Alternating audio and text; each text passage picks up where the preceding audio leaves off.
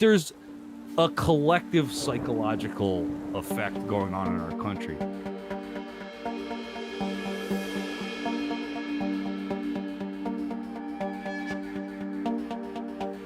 We also have QAnon politicians.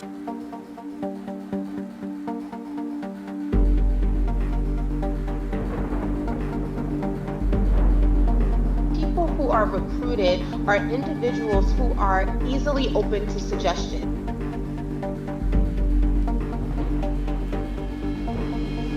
In doomsday cults, it's an apocalypse that never happens, and in political cults, it's a revolution that never happens.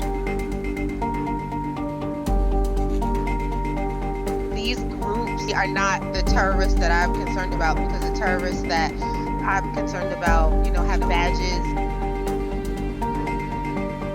In this country, we don't want critical thinkers. We want consumers.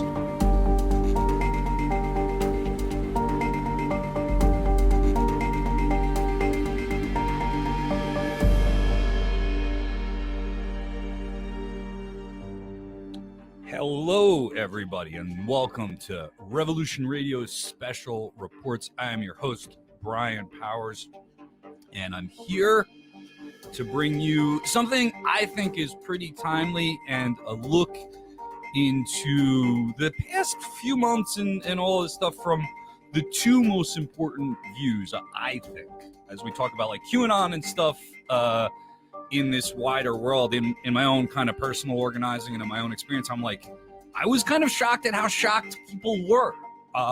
Political cults are not something new, and anybody who's studied politics and things like that should understand that this has been a part of political history since political history started. So when I thought of political cults and my personal experiences with people on the fringes of some of these weird groups, as well as the history that I've studied, I think of the two dominant aspects as the politics and their engagement in the power structures that run societies, from the cults that murdered Roman and Greek emperors to the cults today, like we're going to talk about the Rushites and others who have actually infiltrated and have put people into modern politics.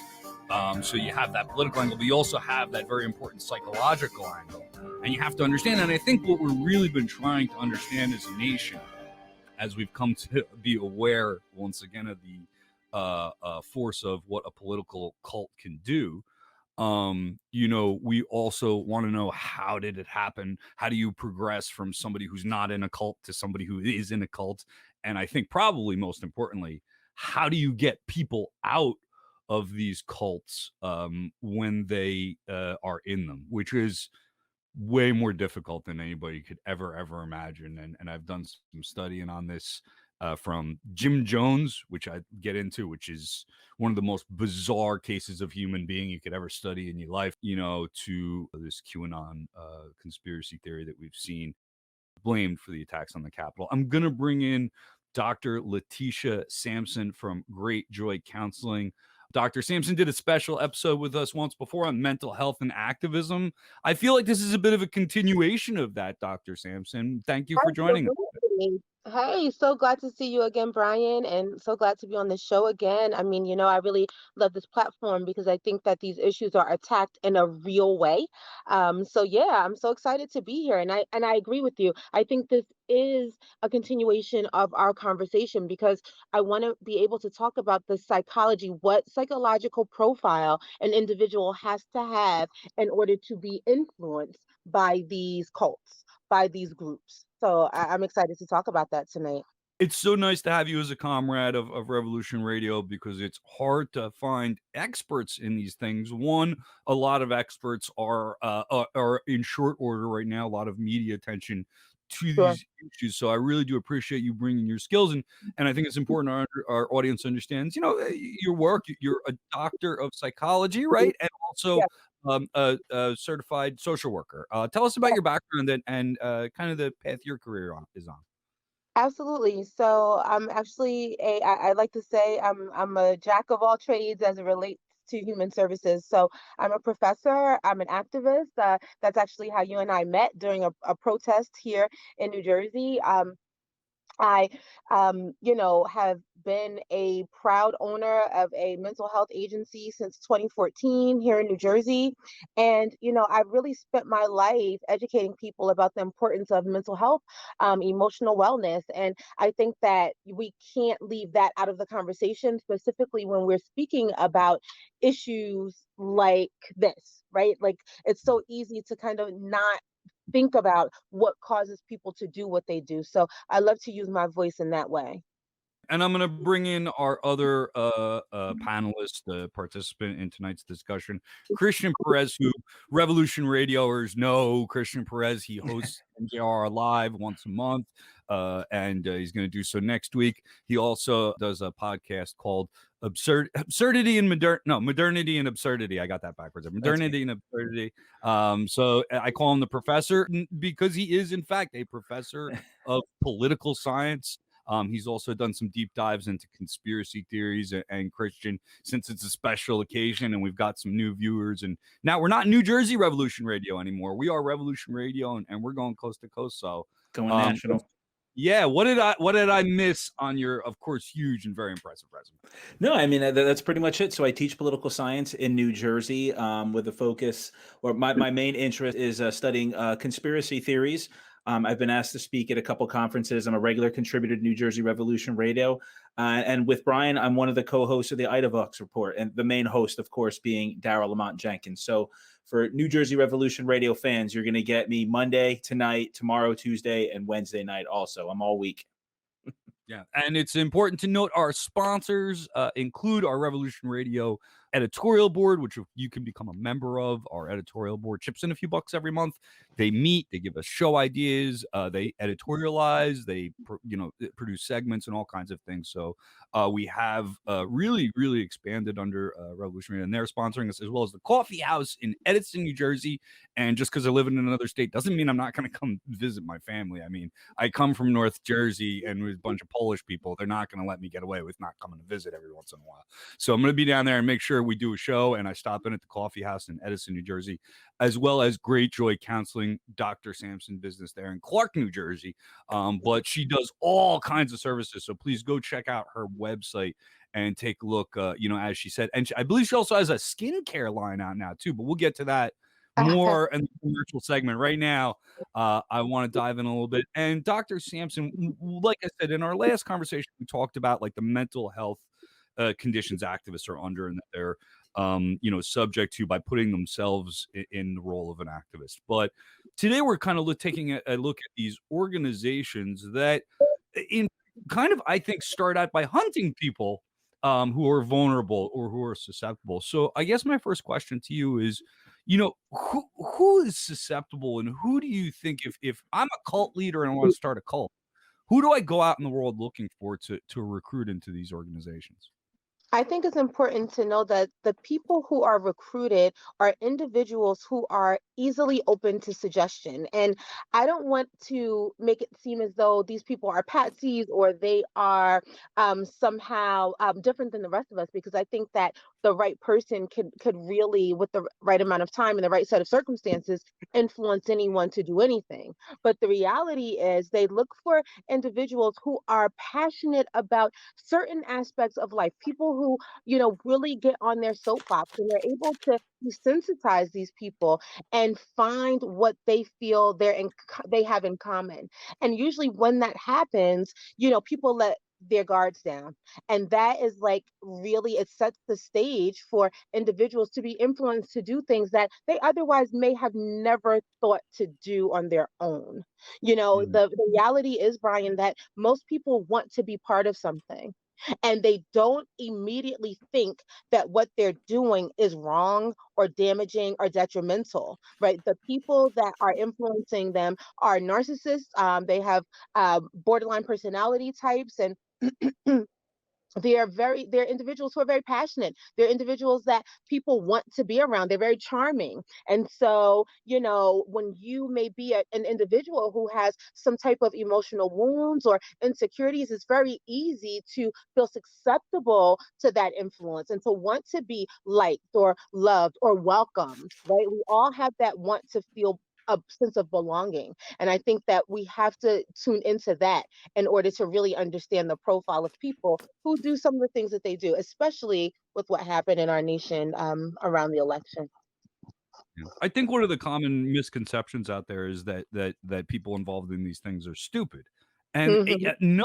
Honestly, like I can think of a couple of examples in my personal life. Not that they're into cults, but they've become serious Trumpers to the point of where it's like it is kind of like they're not connected to the same consensus reality that the rest of us are. Yeah, but they're not.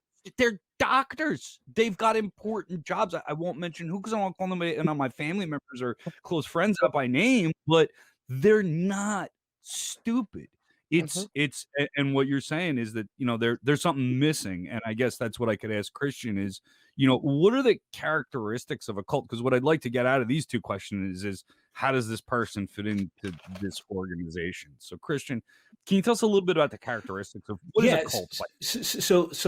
So I mean, we had a working definition earlier. You put it up earlier. So a system of religious veneration and devotion directed toward a particular figure or object. So piggybacking on what Letitia said earlier, we're usually talking about a certain set of ideas or a charismatic figure. If we're looking at political cults historically, right, to put them in their historical context, Roman emperors had political cults. The personality cults of the 20th century, whether it be Joseph Stalin or Mao Zedong or Adolf Hitler, they all had cults around them.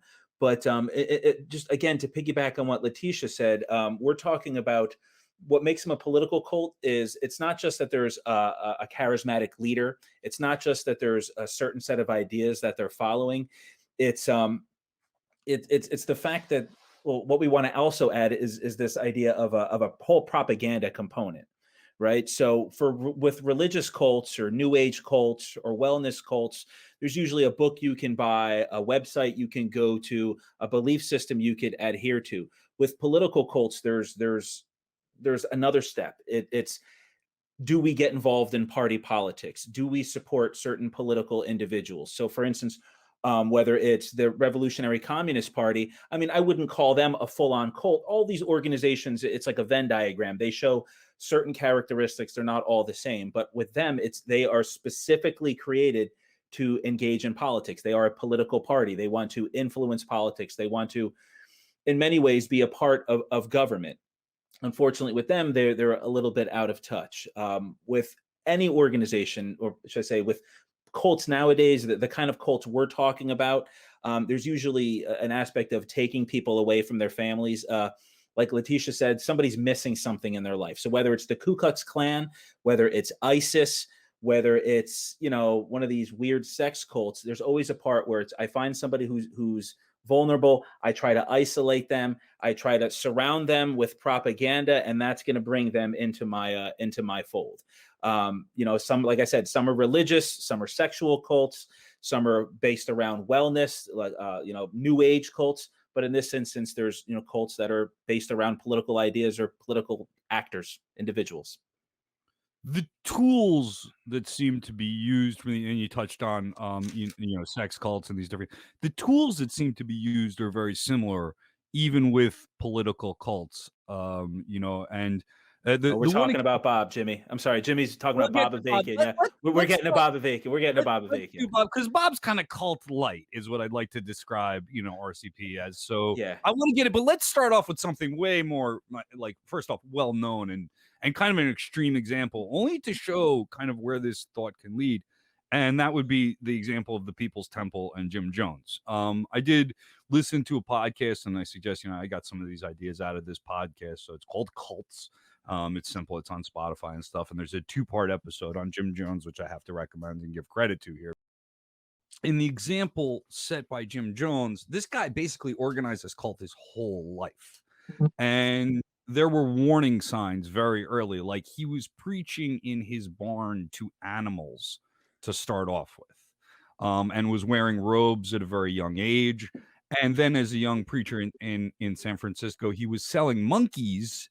Like you would walk down the street, maybe get some chorizo or a hot dog or some postcards. He was selling live monkeys that he had imported from Malaysia or something. He had trained a monkey to attack people, okay, by a secret signal. So you wouldn't know that Jim Jones had trained his monkey to attack you. But if you said something that he didn't like on the street, his monkey would attack you.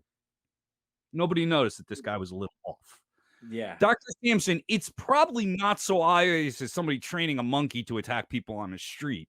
But I mean, what are the warning signs that somebody may be going downhill, specifically into an organization that is not going is basically preying upon what is already some mental illness or some underlying issues there? I mean, I think that we have to look at, the personality types really closely, right? We have to look at what the responses are when individuals don't get their way, right? So you have people who lead various organizations, and to be quite honest, one thing I say is, in order to lead some of these powerful, whether they be political or corporate organizations, you have to have a bit of personality disorder going on anyway, just in order to be able to see some of the things you see and do some of the things you have to do.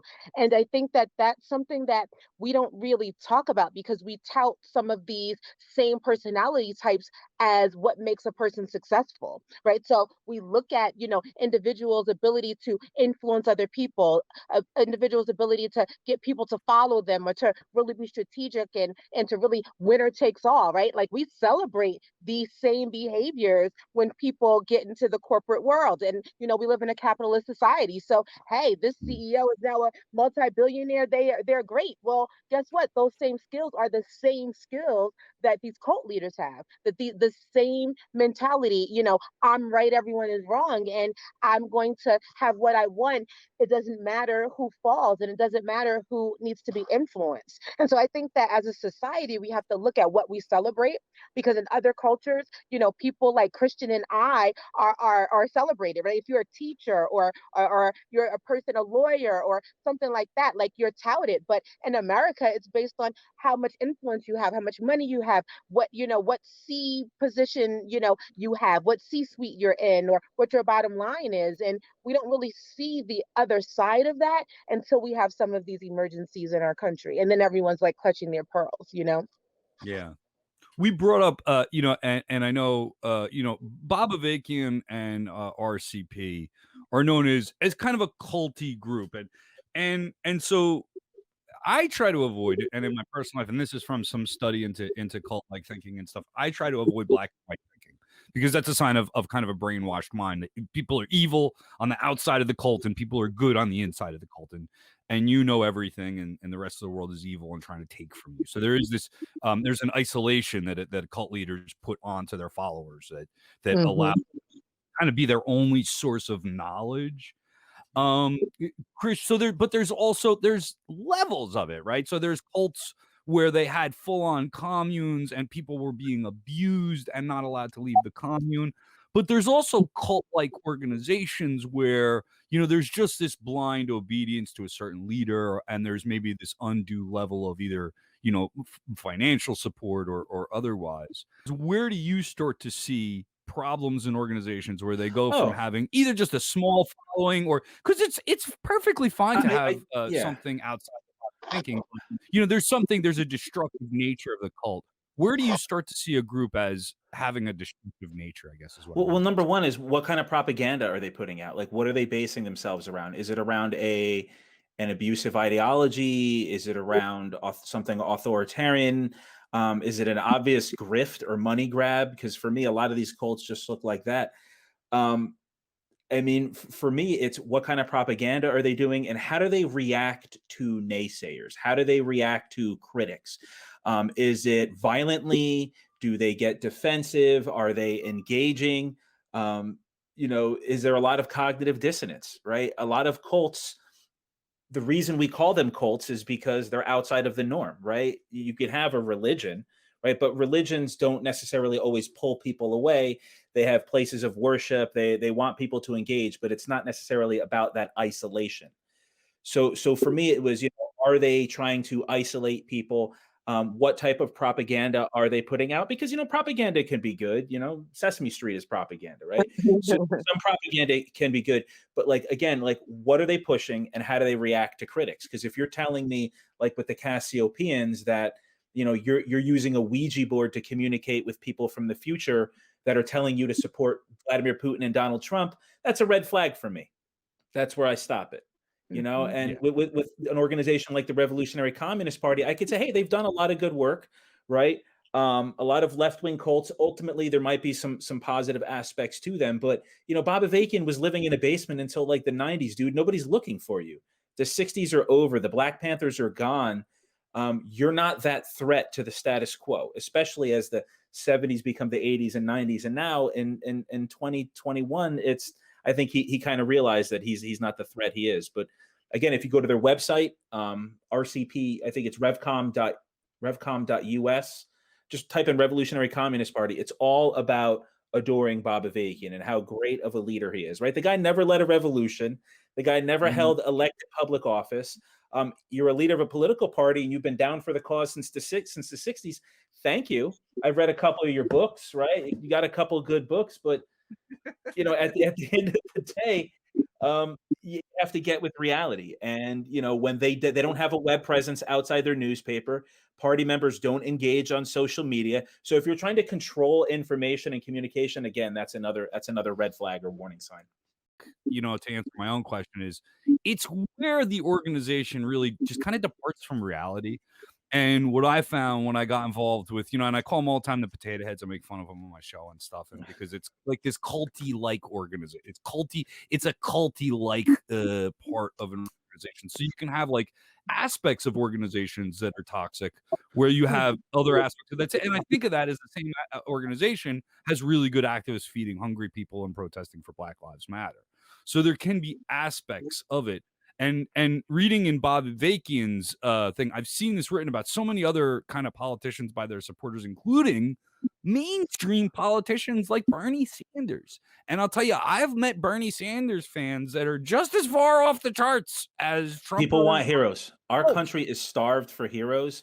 People like even Martin Luther King is not perfect. Everyone has their flaws, but we are so starved for heroes that we're willing to put anybody up on these pedestals and not really look at them for who they are in totality, right? I like Bernie Sanders. I consider myself a Bernie guy, right? But I don't put all my hope on him like he's going to save the world, right? I mean, like you can't do that for anybody. I mean, and then that's part of the problem with the abuse on the left of Vanguard and democratic centralism is a component. Well, one of the problems with democratic centralism is it's a form of democracy, but it's meant to keep away factionalism. So in a sense, it becomes insular. So rather, it's basically like I can defend because okay. So the thing is, democratic centralism is one regime type among many other regime types in existence, and its weakness comes down to human error, right? So democratic centralism or our type of presidential politics or a parliamentary democracy are three different types of regime or three different types of government.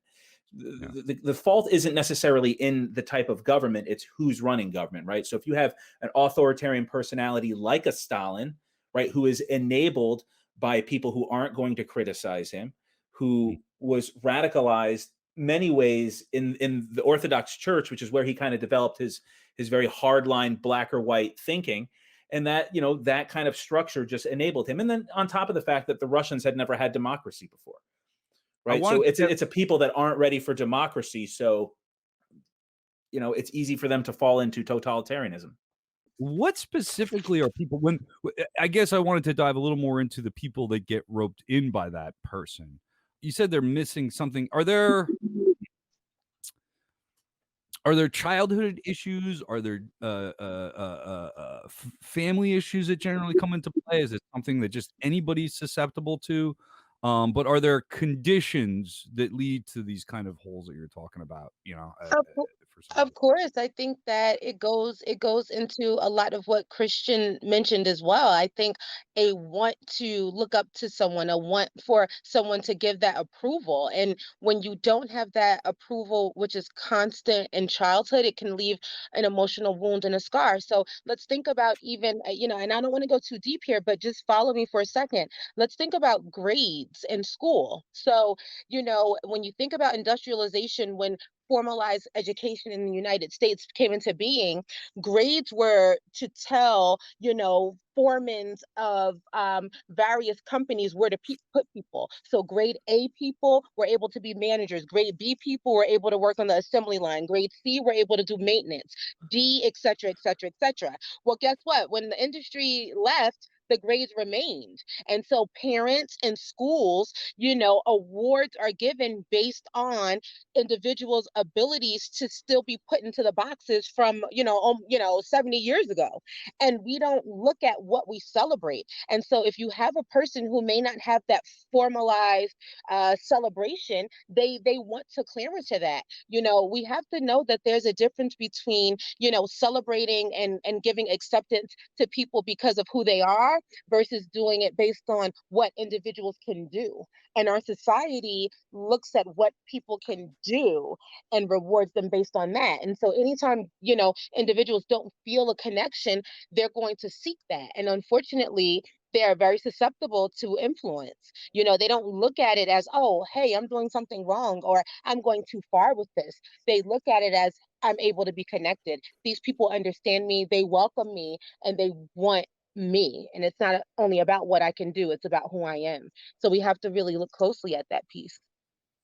Bob Avakian's website says Bob Avakian is the architect of a whole new framework of human emancipation, the new synthesis of communism, which is popularly referred to as the new communism. Bob Avakian's been organizing for 40 or 50 years.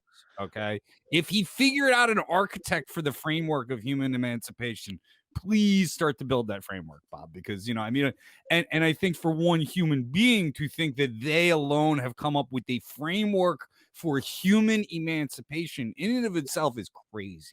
I mean, that's not something one person's going to come up with. It's something that's going to require a little more teamwork than that. I did want to take a break for just a minute because I know that Dr. Letitia has more than just Great Joy Counseling. I did want to ask about her skincare line because before the show, I just agreed. So this is our commercial break. I should play some music for the commercial. Oh, thank you so much. I did want to ask about your skincare line because I'm not sure you cater to whether it's for female or whatever. But tell me about it's Real Melanin Monroe, right? Yes. Yep. Tell me about it. It's actually for all people. Obviously, as a woman, my primary audience is women, but everyone can use the products. It's something that I decided to develop during COVID because I didn't want to completely lose my mind and not be creative because we couldn't do anything. So I said, you know what? Let me just see something that I've always been interested in, and I decided to develop it. I think the two businesses that I have are bridged in that, we have to do whatever job we have to do to take care of ourselves inside and out. So for me, it was about bridging, the emotional wellness with the physical wellness. So yeah, it's coming soon. All right, well, send me some. If anybody can use it, I don't know if I'm doing well. I went to Rite Aid and I picked this out of a bin. I'll definitely send you something, Brian. No problem. You got it. And it's still a little shiny, but I'm getting better. But I could use some products. Thank you. So make sure you take care of our sponsors. As you know, it's hard enough to build an independent media company as it is, but to find sponsors is a whole different ball of wax. So we really are grateful for Dr. Sampson and Great Joy Counseling, as well as the Coffee House in Edison, New Jersey, which I mentioned at the beginning of the show. And the owner there, Mike, you got to at least like his Facebook page because he's one of these business owners that likes to dress up characters, but he doesn't make his employees do it. He's a good dude. He's a good business owner. And rather than force some kid out there for, not enough money an hour, Mike goes out there himself in that shake outfit, dressed up like a big coffee cake, dressed up like whatever, to bring in his new products. He's stayed open the whole time. He's been safe the whole time. He's a place that I've been visiting even at the beginning of COVID when everybody was really scared. He was allowed to stay open. He did a great job. And he's been sponsoring Revolution Radio for well over a year. So please check out the Coffee House in Edison, New Jersey, and our editorial board. The Revolution Radio editorial board, as I said, meets at least monthly, but if you get more involved, you meet weekly. Depends on what you want to do. Some people don't meet at all. They just send me an email about a show I should do every once in a while, but they financially support this station. They allow us to pay staff. They allow us to create media.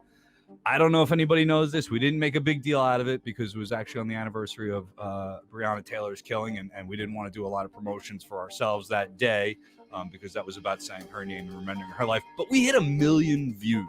Revolution Radio has been clicked on and looked at over 1 million times, and we're really happy about that. Congratulations. That's awesome.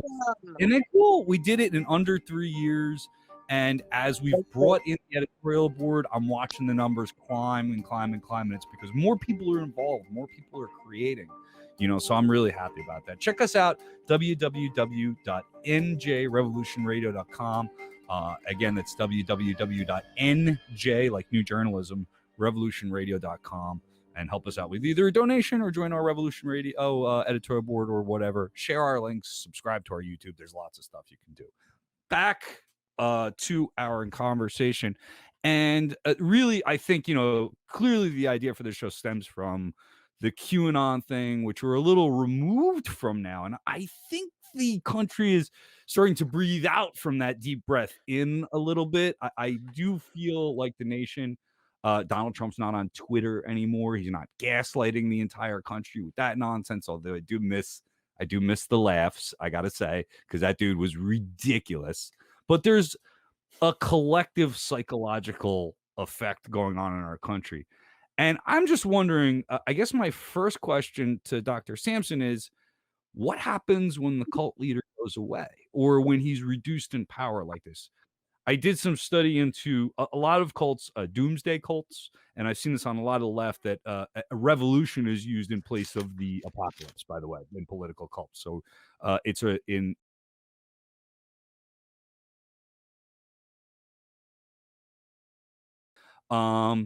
so what, and there's a number of cults where the cult comes up to the apocalypse day, they get together ready to die, and nothing happens. Cult stays together. What goes through the mind of somebody that's roped into this fantasy, but then all of a sudden the fantasies start to fall apart? But see, here's the thing. So the fantasy doesn't fall apart in the minds of the cult members. The fantasy just changes. So it's the reason why you have some people in the South who still have the rhetoric, the South will rise again. They still believe, right, like all these centuries later, that we will go back to segregation and all of this, right? So it's important to know that what happens is, mentally and emotionally, it just switches. So now it's okay, how do we get back into power? How do we now, centralize? How do we reorganize? How do we now topple? And quite honestly, that's where these figures become even more powerful, because they don't have to have that accountability, you know of being in the mainstream anymore. So they can really go to the left, no pun intended, but they can really go to the left with some of these ideologies because they don't have to have that general accountability. So they really don't go away. They really don't go away. And it's important to know that. Christian, what do you sense as far as on a mass scale, the psychological effect 2 months removed from Trump? Well, I mean, like Dr. Sampson said, I mean, these people don't go away, they just kind of change, right? So we had the Tea Party became the Trumpers. The Trumpers are the QAnon types, right? So Trump may have gone away, but these people will either find something else to latch on. There are still people in the QAnon grift, still pushing it. There are leaders that rose up that try to, gain some prominence. We have Congress people, we still have politicians in loosely affiliated that are still, QAnon leaders. So they may have died down a little, but I don't see them going away, right? Marjorie Taylor Greene is not going to stop being crazy just because QAnon is no longer profitable. And it is still very, very profitable. So, we might see them split up. We might see them morph into something else. QAnon, one of the jokes about QAnon is they make all these claims and they don't come true, right? What happens is, and you see it in social media, there are the people that they kind of realize they've been had and they go away. But again, as Dr. Sampson said, there are people that see it as a sign to be more of a true believer, right? That if you're walking away now, it's because you don't have faith, right? So all these claims may not have come true, but they're still, they still will.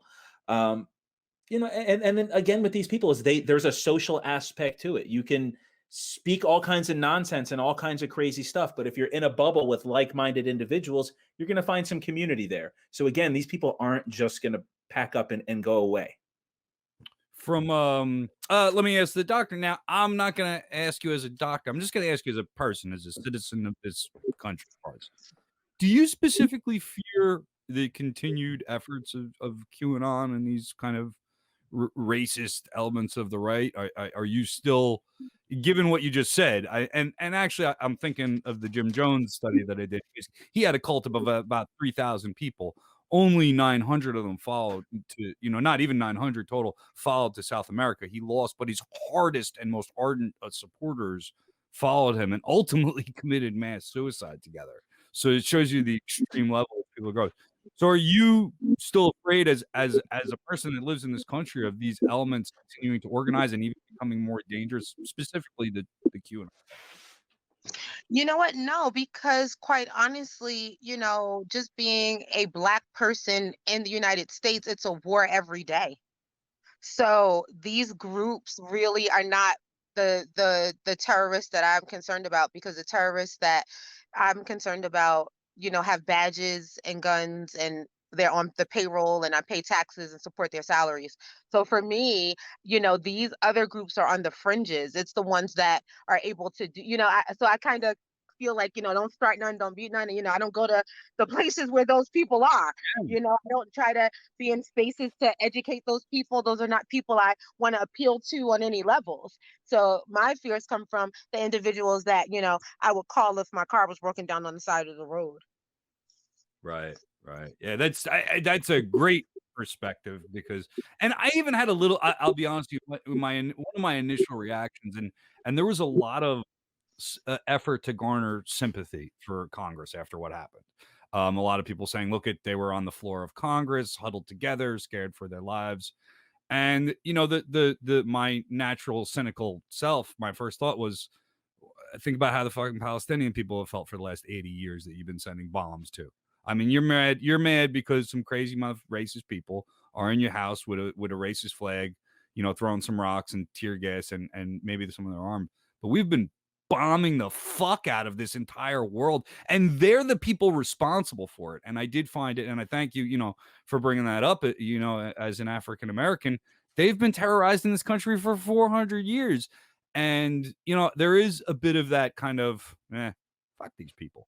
Now, that being said, I do think QAnon's dangerous, and I think they presented something of a racist power that I think we should all worry about. So getting back on, getting back on to, the subject at hand, as a society now. So rather than address, QAnon in specific, but because, these dark organizations exist, what can we do, to stop the rise or to identify these groups, either, from an educational standpoint or a policy standpoint?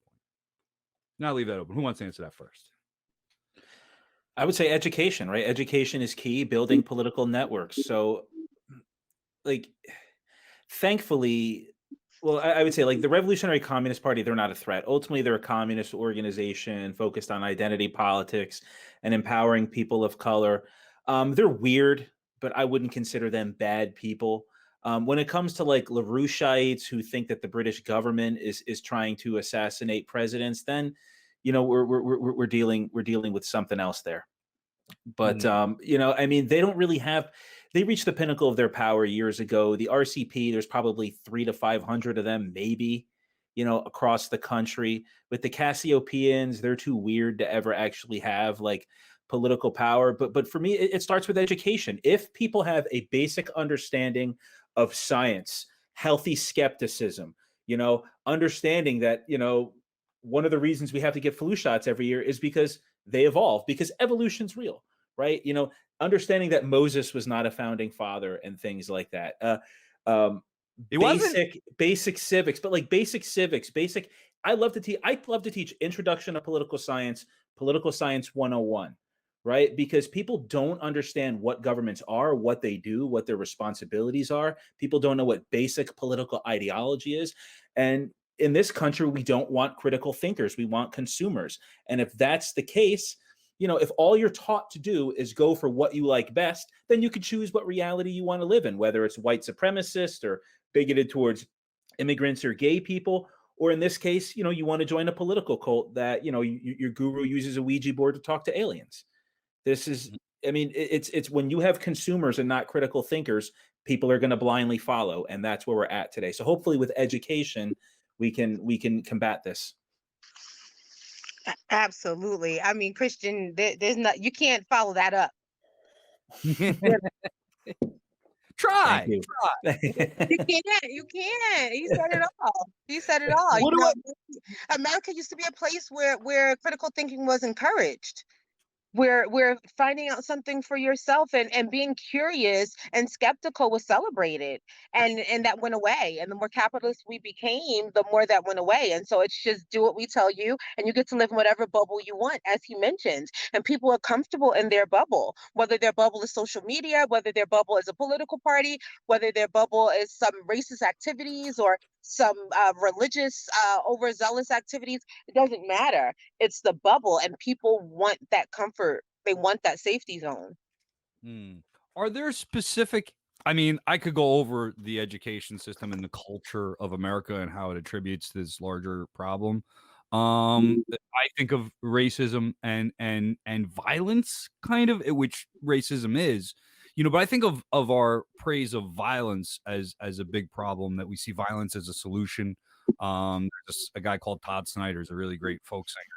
And he has a line in a song says, "In America, we like our bad guys dead," and so the idea that we could violently solve our solutions, and that's how we, get pulled into these darker thoughts and these dark organizations. Do you see, when you say about education, how and when do we teach people that either violence isn't a solution, or that these kind of darker, that human beings need to be positive by nature in order to accomplish things? Where and when do we start teaching that, and how? That's an easy question, right?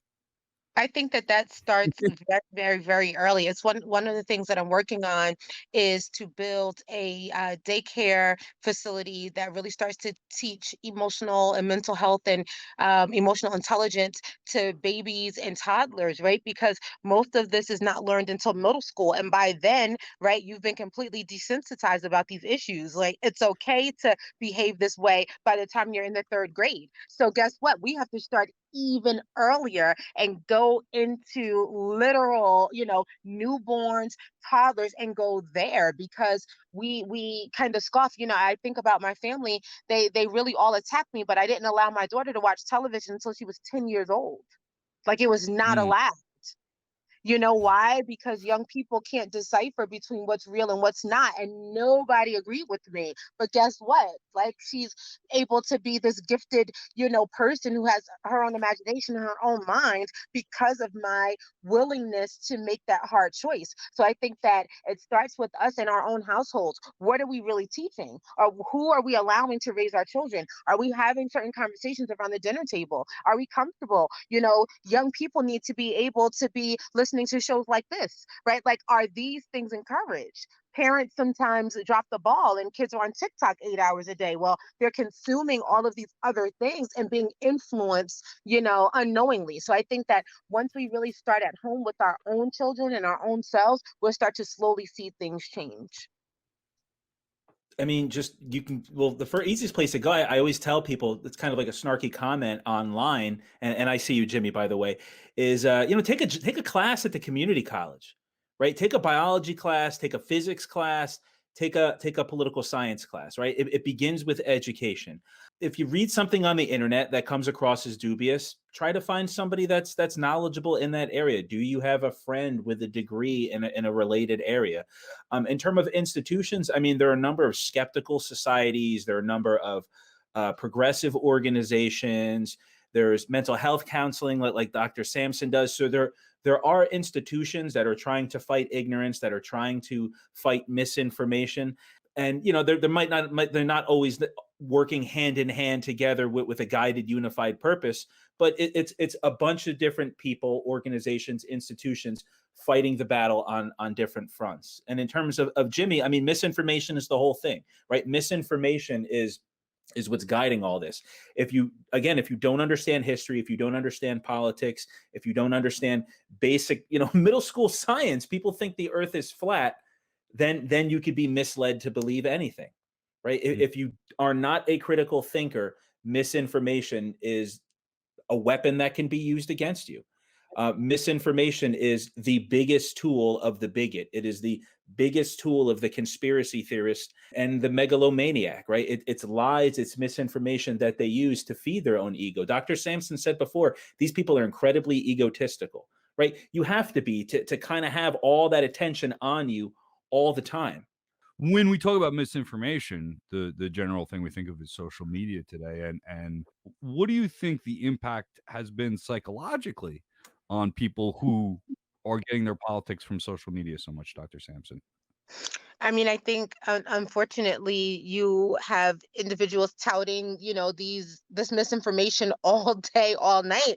I mean, and it's just crazy, and it's just shared, and groups are created, and it just continues to spread. I mean, there are individuals who think if they see it on the news that it's true, whether the news is Fox News or CNN, right? Like, it doesn't matter what side you fall on. People really, don't usually watch the opposing view. They watch what makes them feel good. They watch what, ideology or perspective, really connects with their values and their beliefs. And so I think that, we have to go back to what social media was created for, and that was to bring people together and to be able to connect. And we have to get back to that versus using this as like a vehicle to falsely spread lies and misinformation, because it's just confusing to people, and it just continues to, erode our society. Yeah, from a personal perspective, I've been really, really concerned with the discussion about censorship and everything. Not only because I run this, business online and use streaming services that are dominated by billionaires, but from my personal stuff, I've been on Facebook for about 11 or 12 years. There are relationships I've had for a very, very long time solely with somebody's Facebook icon. And the idea that kind of solely rests in one person's hands and at any moment can delete me and say, you're not allowed to use my platform. Quite frankly, I would shoot into a depression pretty hard and need some help pretty fast because it's that big of a deal. And I think about that on a mass scale. Belisha, an editorial board member, brings up the real issues that they use, like human trafficking and stuff. And they always, there's always a little bit of truth in a good lie. Yeah. So of course they're exploiting these things. But I wanted to ask, like, what do we do? You say we have to transform these platforms because they're not going to go away. No. So does the government need to step in and take over Facebook? Do we need to just fight harder to create more positive areas of social media? Donald Trump has already announced he's going to start his own Facebook platform. How do we fight that battle for a more positive international dialogue, if you will? I'll say this, and Christian, you definitely want to hear your voice here. I will say, I definitely don't think having the government take over is the answer, right? Like, we definitely don't need any more of their lies and false narratives either. And I don't think that it's about getting rid of the platforms, but again, it starts with the education. I think that so many people really don't think that there is a lot to be said for the work that's done in your own home or in your own community. I think about, Brian, when you and I met, right? That protest had about 20 people, and by the time it was over, 4,000 people were there. We don't really think about the power that exists when you really start with one person. I think everybody thinks you have to start off with, hitting 10 or 20 or 50 million people, and you don't. There's a lot of power and really working one-on-one with people, working with communities, working with organizations, and letting things spread from there. Thanks, Christian. I know you're more of a policy guy. You're more into elections and stuff. On a macro scale, I mean, how do we manage the problem of social media disinformation? For me, I think it would have to start with democratizing the leadership, not having an authoritarian, corporate structure guiding social media. Maybe a board of directors, people with degrees, people with social justice degrees, people with social science degrees. But I think that we could build relationships outside of social media. I think it plays a big part in our society. I don't think it's the only game in town. I mean, even if you look at Donald Trump, it hurt Trump a lot, but he still has a way to get himself out there. And if we're looking at local politics, you don't really always need social media. It'll help, but a phone call could work just as well. That being said, I mean, there's people that are more knowledgeable on the issue of how to deal with social media, breaking them apart. I don't think it should be in corporate hands. I don't think the problem is social media. I think the problem is corporate control of social media, this false equivalency of the right and the left that they will always devolve into. I don't know if I have like a simple answer for that. I think that that's something that we would need to explore. What role do they all play? Jimmy's saying they could be treated as public utilities. I mean, and that's, I mean, you could break up Facebook and Instagram and WhatsApp, and I would definitely be in favor of that. But then again, is who do you put in charge of each organization, and what become their clearly defined goals? But I just wanted to comment on something. Belisha had a question, and it was about QAnon's effects in real life. It says, I wonder what QAnon or other ideologies like it have done to real issues that exist in real life, but have been twisted to fit its narrative. Well, I'll give you two examples. One would be the Wayfair. Wayfair is an online company. It's a store company. And some conspiracy theory came out that they were involved in human trafficking, right? So a lot of QAnon people called up organizations dedicated to end human trafficking, clogging up the lines, getting in the way of people looking to do things about human trafficking and children being taken away. They're wasting time. They're clogging up the lines, looking for monsters that don't exist.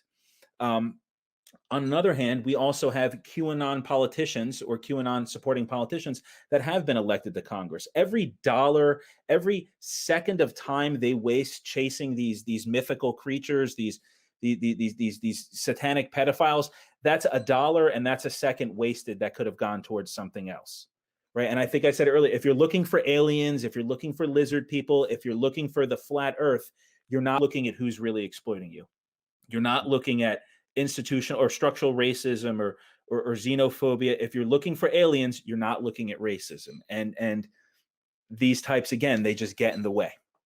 Some of the hardest parts of reading over some of the stories, and I did some research into smaller cults, was hearing from the family members and the people around the people who got sucked in, because really they lose them.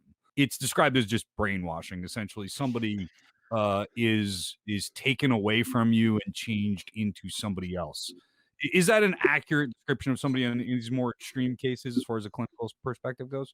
Absolutely. Absolutely. Because again, these individuals have now completely untied the bonds they had with their former life and created stronger bonds with their new life. So they don't identify with their family in the same way. They may recognize who the people are, but the relationship no longer is connected. And so that's certainly painful for families. It's similar to individuals where they have a person that goes through dementia or something like that, where it's not the person you remember. And so that creates a lot of pain and a lot of disconnection for people. So sure, I think that's a great way to categorize it. So the efforts to bring people out of cults are never, I mean, quite frankly, there's not a lot of success stories. And that's Yeah. what I think was the worst part about it, was most of the stories that I looked into ended with, we gave up on them. They're gone. I don't have a daughter. I don't have a son. My husband, my wife, whoever it was, no longer exists. And now this person is in a cult, and that's their life now. And that's said. So I don't know if there's any advice you could give to people out there who have seen themselves. And I also have heard stories of people that want to get out and don't know how. Maybe we could give some advice to those, and maybe somebody's listening tonight that's stuck in a situation in an organization with a group of people they don't want to be with, and they're starting to realize that they've made some bad decisions. How do they get out? How do they take that first step? I think the first thing to do is to think about what the outcomes are. I think that we have to get away from what the bridges or the connector is and really look at the outcomes. If you're out there and you're feeling disconnected, or you feel that the rhetoric that's being touted doesn't connect anymore with who you are, then it's time to move forward, because the things we're connected to should make you feel good. You should want to. When I think about the organizations I'm in, or if people ask me to be a part of something, I feel good about it. I don't question it, right? So if you are starting to question some of the ideology, that is enough to make you say, let me distance myself. And I think we have to really bring in that personal element of responsibility there and really reach out, whether it's to a hotline. There are so many hotlines, whether it's to a friend, whether it is to social media, to really know that you don't have to stay in a situation where you're being unduly influenced. Some of the warning signs is if you're in the LaRoucheites or the LaRouche pack or whatever, and they're running around to DMVs with signs of Obama and a Hitler mustache and telling you that the King of England still wants to take your house. That was really their main organizing propaganda. Here it is for years. And so when people, you have to understand that when people in a cult see this, they think this is normal and accepted. They're not getting that they're so far out there. So You want somebody that has ideological consistency, right? If somebody's jumping all over the political spectrum, that means they don't know what they're talking about. LaRouche is Right. certainly that. Been Yeah, all and over that's a big part of it. Like I have a friend who got taken in by the Cassiopeans, and what I would tell people is look for the signs early, right? Mm.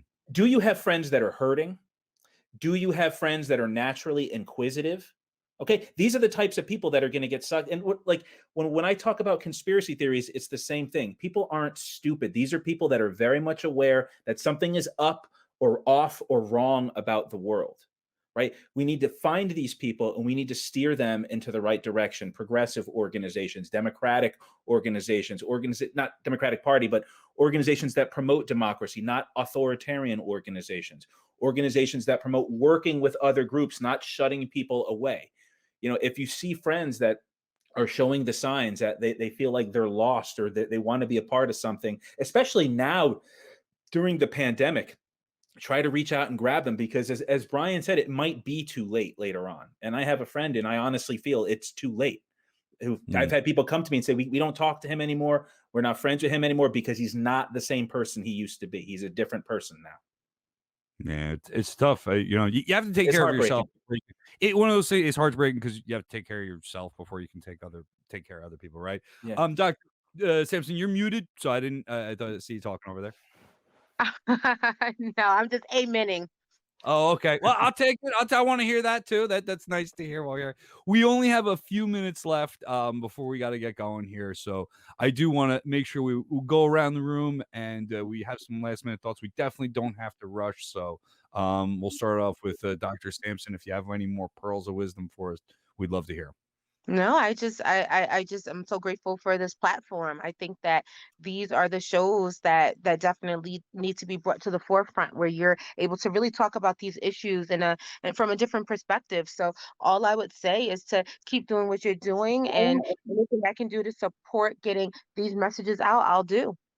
Definitely. Well, we'll be in touch more and more. This is our second one, and I really think that mental health issues are never going to go away, especially while we have capitalism around. So we're going to work on that together. Christian, you're going to be you're working every night this week. I'm working every night. Tonight, tomorrow, Wednesday. I'm here every week. Every week, Monday. I'm sorry, every night. Monday, Tuesday, Wednesday, 8 p.m. this week. You'll find me here, Revolution Radio. I might release a video tonight, Modernity and Absurdity, the YouTube channel, just for some unreleased notes here. Anybody wants to send me questions, find me at perezpodcast@gmail.com, on Twitter at perezpodcast, or on Facebook. Just send me a message. I love communicating with people. I love talking to people. And this is how we fight ignorance, is by working together.